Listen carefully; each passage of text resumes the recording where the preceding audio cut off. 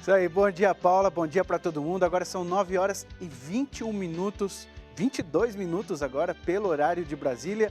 Hora de ficar informado com a Canção Nova.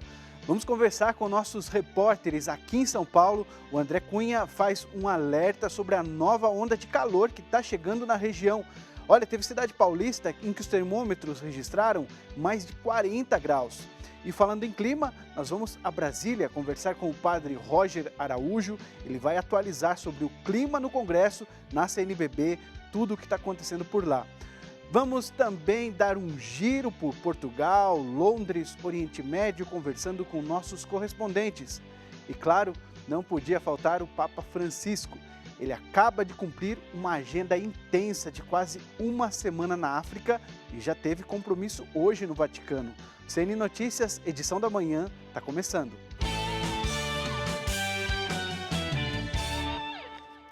Bom, vamos começar falando do Papa Francisco. Ele chegou ontem em Roma e hoje já teve compromisso. Eu vou chamar a Lísia Costa, direto do Vaticano, para contar como foi a catequese hoje.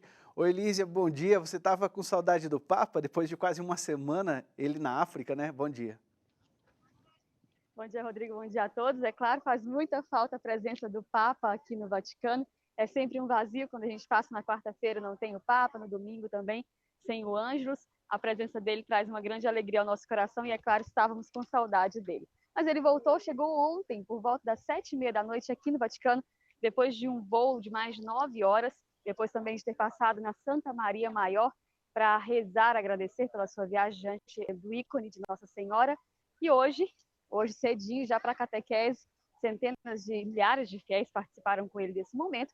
Ele fez questão de recordar a viagem que fez ao continente africano, agradeceu às autoridades civis, religiosas, mas principalmente ao povo de Moçambique, de Madagascar e Ilhas Maurício. Diz que foi muito bem acolhido por todos, que foi uma experiência onde ele pode ser de fato um peregrino para levar a paz, a reconciliação e a esperança a estes povos. Mas ontem, Rodrigo, durante o voo, que, como eu falei, durou 9 horas, o Papa Francisco deu a tradicional entrevista aos jornalistas que viajaram com ele. Ele falou por mais de 1 hora, respondeu muitas perguntas, falou sobre Moçambique, o processo de paz que o país vive, disse que a paz nesses casos é como uma criança recém-nascida, que precisa ser cuidada, que precisa ser alimentada, que precisa ser incentivada para que cresça e se fortaleça. Falou também que lá na África ele encontrou muitos jovens, o coração dele se encheu de alegria e criticou aqui a Europa, que se envelhece principalmente porque as pessoas estão mais preocupadas com o bem-estar do que com o crescimento, com a família, com essa divisão do bem comum. E ele falou também que lá na África é preciso ter atenção não só lá, como em todo lugar.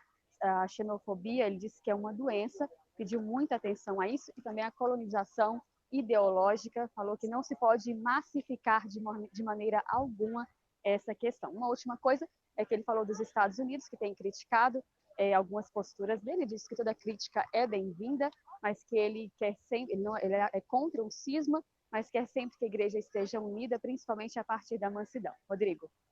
Lísia, obrigado pelas informações, um bom trabalho para você, para o Túlio, para todo mundo aí. Fica esse convite para todos nós, né? Vamos cultivar a paz. E vamos ver o que está rolando em alguns jornais internacionais. O The New York Times estampa a demissão do conselheiro de Segurança Nacional, John Bolton. O motivo da demissão foram discordâncias com políticas externas. Bolton discordava em alguns pontos relacionados a negociações com Coreia do Norte, Rússia e líderes do Talibã. O Washington Post destaca as promessas eleitorais de Benjamin Netanyahu. Na terça-feira, ele reforçou a intenção de ocupar parte do território da Cisjordânia. Bom, no Reino Unido, o impasse continua em relação ao Brexit. O primeiro-ministro Boris Johnson conseguiu suspensão do parlamento inglês, porém, os políticos aprovaram uma lei que proíbe a nação de sair do bloco europeu sem um acordo, evitando o chamado hard Brexit. As informações direto de Londres com a Vanessa Andrade. O Reino Unido tem passado por um período conturbado, principalmente nas últimas 6 semanas em que o primeiro-ministro Boris Johnson assumiu o cargo. Johnson tem trabalhado na intenção de retirar o Reino Unido da União Europeia até 31 de outubro a todo custo. Recentemente, ele conseguiu aprovação para a suspensão do parlamento inglês em até 5 semanas, com a intenção de que, nessa forma, o seu comitê tenha mais tempo para trabalhar num novo acordo de separação.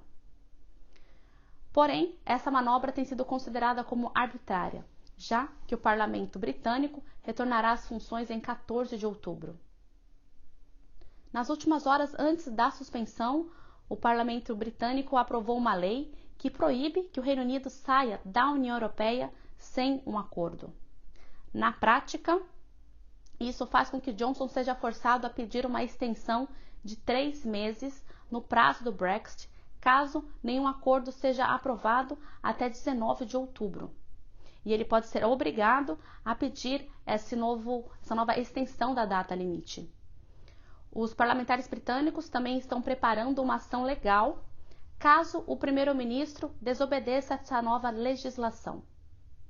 Ainda nessa semana, o parlamento britânico rejeitou pela segunda vez a possibilidade de convocar e antecipar as eleições gerais para 15 de outubro. Como havia proposto o primeiro-ministro Boris Johnson, ele propôs a antecipação das eleições para tentar reformular o seu comitê, já que muitos dos seus aliados abandonaram o cargo por não concordar com seus pensamentos, inclusive o seu irmão mais novo. Vanessa Andrade para o Canção Nova Notícias. Valeu, Vanessa. A seguir, no Dia Nacional do Cerrado, uma petição pública pede aprovação da PEC que transforma o Cerrado e a Caatinga em patrimônio nacional. Fique agora com imagens aqui de São Paulo, ao vivo, a mínima hoje 17, a máxima 34 graus. A gente volta já.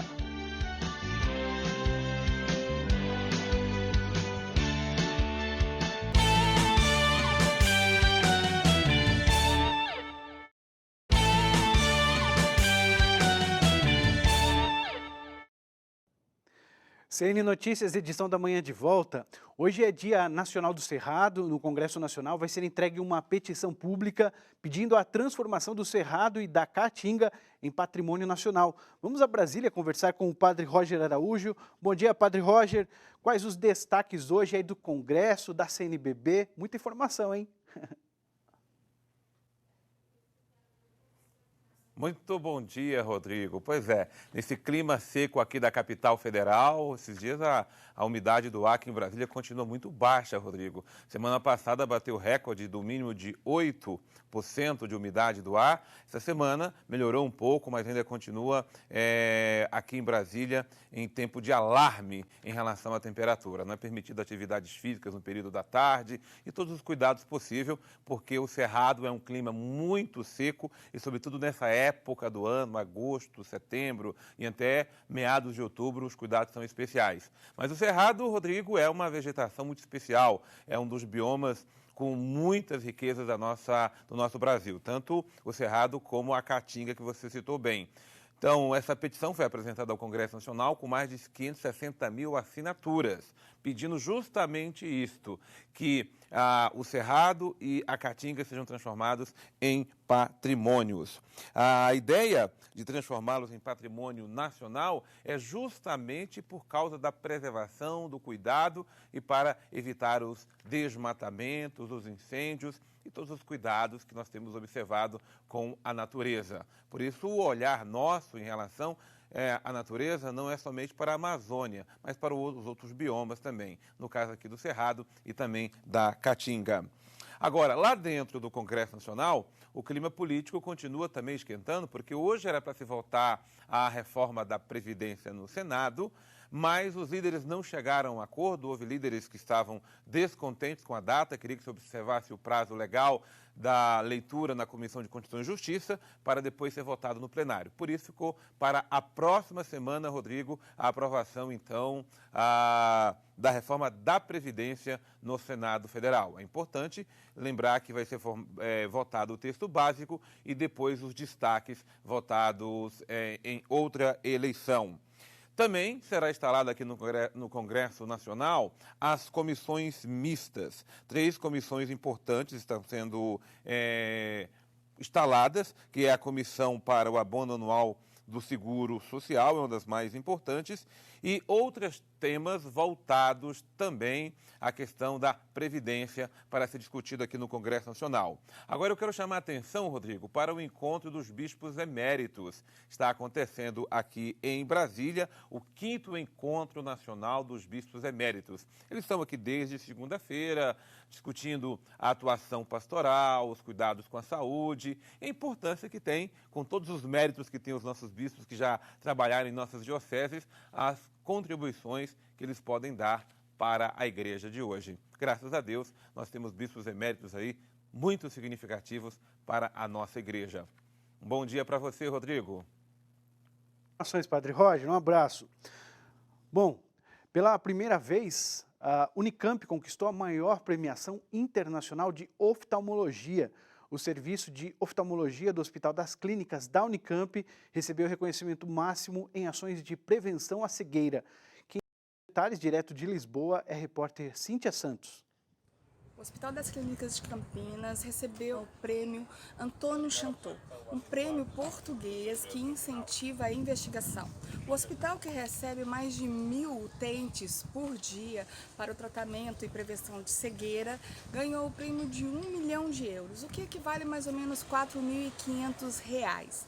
Esse prêmio, que já existe há 13 anos, vai ser dividido também para mais 2 instituições brasileiras, uma do Recife e uma de São Paulo, para que a investigação continue. É a primeira vez que um grande hospital brasileiro recebe essa premiação, como também um hospital da América Latina.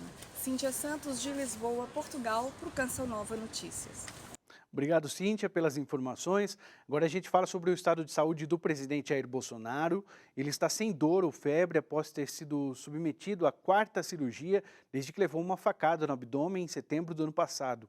Segundo o último boletim médico divulgado pelo Hospital Vila Nova Star, divulgado hoje, o quadro de saúde do presidente evoluiu a 12 horas com lentificação dos movimentos intestinais e distensão abdominal, sendo submetido à passagem de sonda nasogástrica e introdução de nutrição parenteral endovenosa.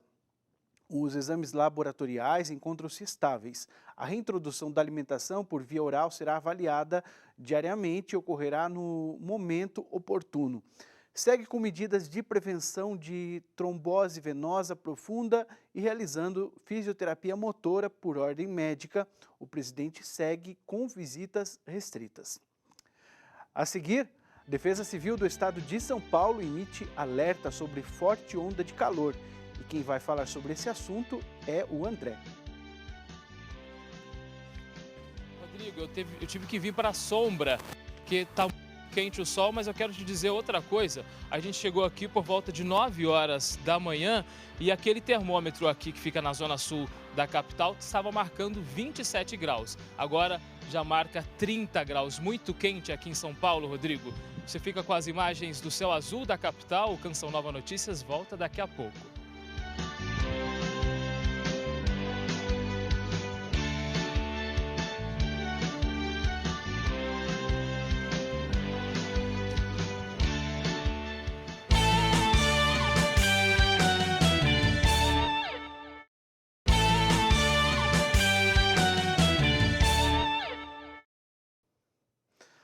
Bom, como o André mostrou, né, o calor promete hoje. Nesta quarta está chegando uma forte onda de calor aqui no estado de São Paulo. A Defesa Civil do Estado de São Paulo emitiu alerta. E o André Cunha tem as informações, né, André? Teve cidade do interior aí em que o termômetro registrou mais de 40 graus, é isso mesmo?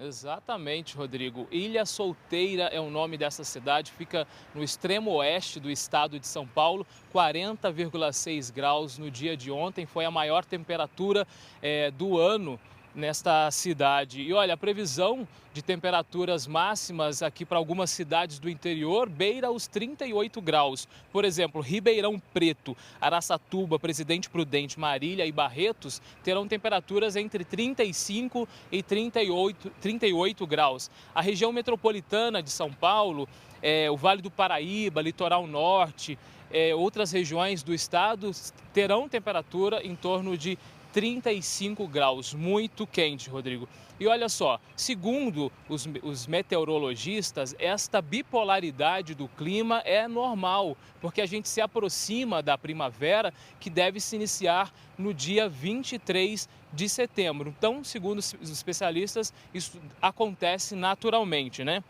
Agora, fica o alerta com relação à umidade relativa do ar. Ontem, por exemplo, algumas regiões aqui da capital, a umidade chegou a 30%. E a gente sabe que o recomendado pela Organização Mundial da Saúde é de de entre 50% e 80%. Então, muita atenção a essa questão da umidade relativa do ar, e a Defesa Civil deu algumas recomendações, né?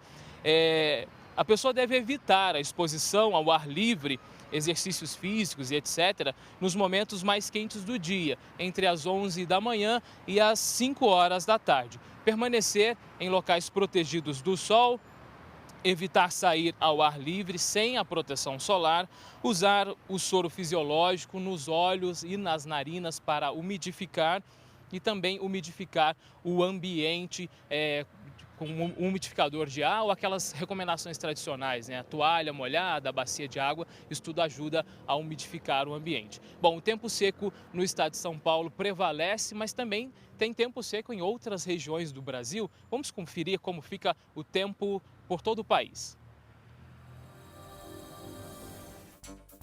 No sul, o tempo continua instável no Rio Grande do Sul.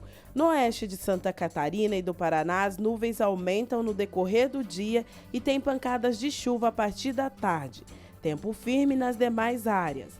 O sol e o calor continuam predominando em todas as áreas do sudeste. Os níveis de umidade ficam baixos à tarde. Já no centro-oeste, chove de forma isolada entre a tarde e a noite no sul do Mato Grosso do Sul e no centro-oeste e norte do Mato Grosso. Nas demais áreas não chove e a umidade fica baixa. Na região norte do país, sol e calor. No Amapá, nordeste do Pará e Tocantins, não tem condições para chuva. Pode chover nas demais áreas, mas de forma isolada. Tempo firme em quase todo o Nordeste. Chove a qualquer hora do dia em Alagoas, Aracaju e Maceió. O sol aparece entre nuvens no litoral e no sertão da Bahia, Pernambuco e Paraíba e não há previsão de chuva. Bom, uma última informação e um convite para quem está aqui na Grande São Paulo. Hoje acontece o Cerco de Jericó, que contará com a presença do padre Gevanildo Torres, da Canção Nova. A programação começa às 7 da noite com a adoração Santíssimo e a missa às 8. Tem também um convite para os casais. Últimas vagas para o evento no domingo. As inscrições devem ser feitas na Casa de Missão da Canção Nova ou na loja Canção Nova. Informações no site saopaulo.cançãonova.com. Vamos agora ao vivo com a Renata Vasconcelos, porque amanhã é viva e a evangelização não para, né, Renata? Bom dia para você.